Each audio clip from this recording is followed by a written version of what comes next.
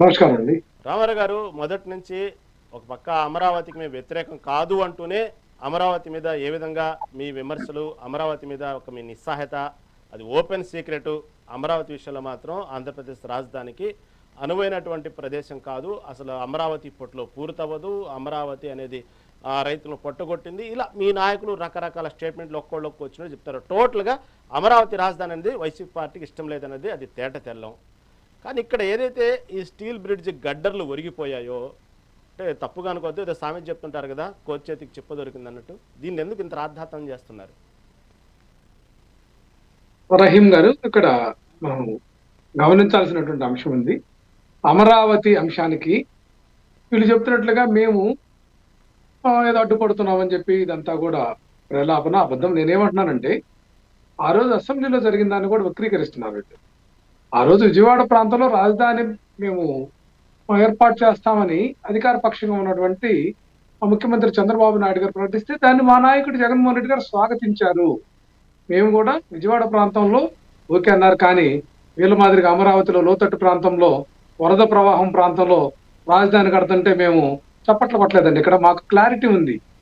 ఏదైతే మెరక ప్రాంతంలో కట్టమని చెప్పాం, అట్లాగే మొదటి ప్రతిపాదన ఏంటి, 1800 ఎకరాల్లో మేము అటవీ భూమి సేకరణ చేసి కడతామని చెప్పిన దాన్ని ల్యాండ్ పూలింగ్ అని చెప్పేసి అతి పెద్ద రియల్ ఎస్టేట్ వ్యాపారం ప్రభుత్వాన్ని అడ్డం పెట్టుకొని చేస్తున్నటువంటి విధానం ప్రపంచంలో ఎక్కడా లేదండి. వీళ్ళ యొక్క వ్యాపార విధానం ఇది. ఆంధ్రప్రదేశ్ తెలుగు ప్రజలకు చెవులో పూలు పెట్టం. ఎందుకంటే అమరావతిలో కట్టేటటువంటి బిల్డింగ్ కాస్ట్ ఈ రోజు ఎస్ఎఫ్టీకి ఎంత ఇస్తున్నారండి? ఏదైతే దేశ రాజధానిలో కూడా 4000 లోపే ఉంటుంది, అట్లాగే మనకి ఉమ్మడి ఆంధ్రప్రదేశ్ రాజధాని హైదరాబాద్ లో కూడా 4000 లోపే ఉంటుంది. ఇక్కడ 12,000 నుంచి 22,000 రూపాయలు స్క్వేర్ ఫీట్ కి ఇస్తున్నారు. మరి ఇది ఎంత హాస్యాస్పదమైనటువంటి అంశం. అట్లాగే 6 రిజర్వాయర్లు, పెద్ద పెద్ద రిజర్వాయర్లు పెట్టి వాటిల్లో మరలా లిఫ్ట్ చేసి పంపింగ్ చేసి వరద నీటిని పంపించేటటువంటి నిర్మాణం యొక్క ఆంధ్రప్రదేశ్ కి అవసరం. అంటే ఆర్థిక లోటుతోటి, ఆర్థిక స్థితి పరంగా మేము వ్యతిరేకిస్తున్నాం. ఇది వైఎస్ఆర్సీపీ వ్యతిరేకించడం కాదు, యావత్ రాష్ట్ర ప్రజలు సంబంధించినటువంటి ధనాన్ని వృధా చేయొద్దని మేము చెప్తా ఉన్నాం. దాని వీళ్ళు ఏమాత్రం పట్టించుకోవట్లేదు. మనం చూస్తా ఉన్నాం, తాత్కాలిక నిర్మాణాలు, భవనాల పేరుతోటి ఏ రాష్ట్ర ప్రభుత్వం కూడా ప్రభుత్వ ధనాన్ని దుర్వినియోగం చేయలేదండి. ఈ మాదిరిగా చంద్రబాబు నాయుడు గారి మాదిరిగా ఈ యొక్క భారతదేశంలో ఏ రాష్ట్రం కూడా తాత్కాలిక భవనాల పేరుతోటి ఈ విధంగా చేయలేదు.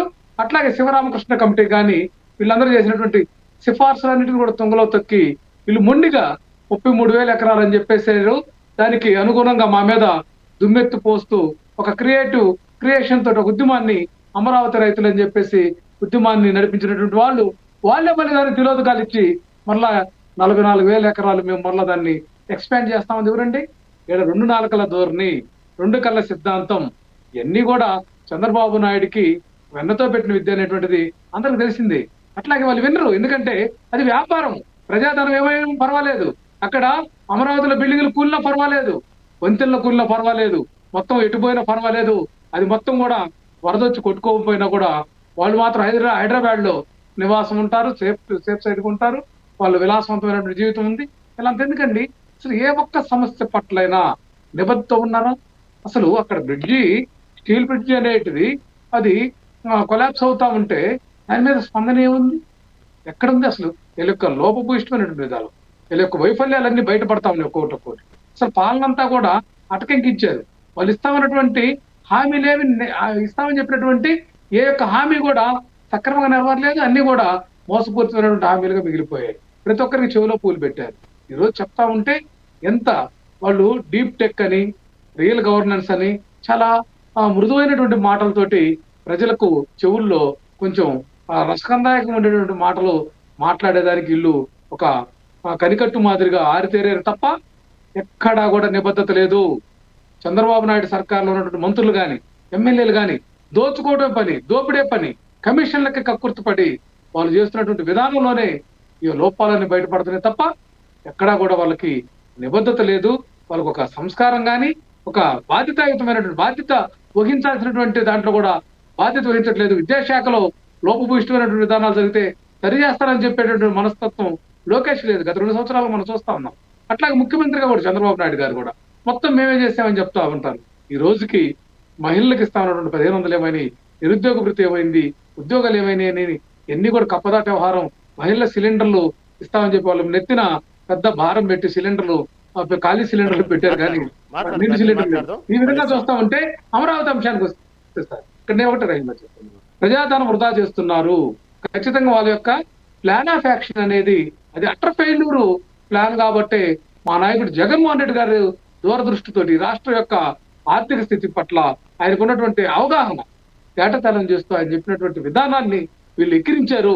వీళ్ళ యొక్క ఏడుపుగొట్టు రాజకీయాలు తప్ప వీళ్ళు ఆలోచించి చర్చించి పెద్దలు కానీ లేకపోతే మేధావులు కానీ లేకపోతే సైంటిస్టులు కానీ లేకపోతే దీనికి టెక్నీషియన్స్ కానీ వీళ్ళు ఏం చెప్తారనేటువంటి టెక్నికల్ గా ఉండేటటువంటి ఆ పర్సన్స్ తోటి కమిటీ వేసి ఎప్పటికైనా రియలైజ్ అయ్యి అమరావతి ప్రాంతంలో కట్టుబడి ఏదైతే నిర్మాణాలు చేస్తే ఎంతవరకు సేఫ్ సైడ్ అనేటువంటి అంశం వీళ్ళు ఇప్పటికి కూడా చెప్పలేనటువంటి అంశం ఉంది. ఒక చిన్న వర్షం కురిస్తే చాలండి అక్కడంతా కూడా మనకి వరదలాగా వచ్చేసి చెరువుల్ని తలపించే విధంగా అమరావతి ప్రాంతం అంతా ఇప్పటికే ఉంది. ఇది ఎప్పటికి కూడా లోపభూయిష్టమైనటువంటి దాని ప్రజాధనం వృధా. ఏదైతే తాత్కాలిక భవనాలు కట్టారో ఇది తాత్కాలిక అమరావతి తప్ప, తాత్కాలిక రాజధాని తప్ప, చంద్రబాబు నాయుడు గారు కమిషన్ల కోసం కక్కుర్తిపడి చేస్తున్నటువంటి రియల్ ఎస్టేట్ వ్యాపారం తప్ప ఇది ప్రజా రాజధాని కాదు. ప్రజలకు ఏమాత్రం కూడా ఇది ఉపయోగం లేదు. ఆంధ్రప్రదేశ్ రాష్ట్ర ప్రజల నెత్తిన అప్పుల కుచ్చు టోపి పెట్టడానికి వీళ్ళు కాసు కూర్చున్నారు తప్ప వీళ్ళు చేస్తున్నటువంటిది ఏమీ లేదని ఈ సందర్భంగా ఘంటాపరంగా చెప్తున్నాం. రామారావు గారు, రైట్, మళ్ళీ మీ దగ్గరకు వస్తానండి.